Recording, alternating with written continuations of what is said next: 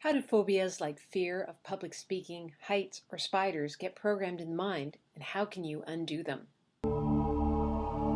If you almost think of your mind in general as an iceberg, you're seeing what's above the water, not realizing that the bottom part, in other words, the far greater part that's below the water, is what's influencing the movement of what's above the water.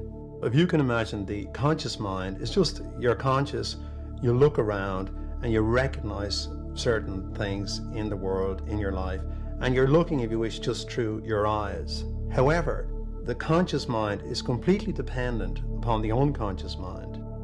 The unconscious mind acts almost like a photographic plate. From the time you're born, everything is in there that you've learned. So you have programs in there, learnings in there, within the unconscious mind, which allows you to recognize things. Freud, for example, pointed out that we were merely puppets of the unconscious mind, that all of the material that's stored in there actually dictates everything: our actions, our state of health, our attitude to the world. So the unconscious mind is the part, if you wish, where everything is stored.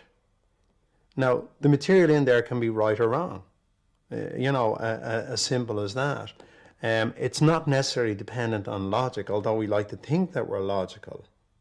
And you can have, for example, all sorts of ridiculous things that a person is liable to do. A person could be terrified of a spider, and you could say, well, or a moth. How could they be terrified of this?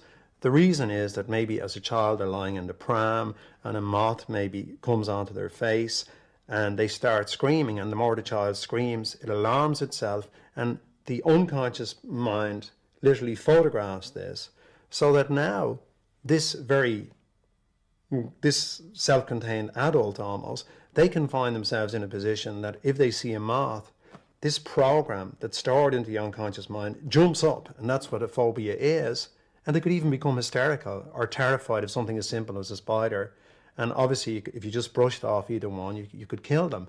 So it's not necessarily logical what's in our minds. It just depends on the type of programs and the emotional weight that they have. To get free access to online Educo training, go to www.educoseminars.com.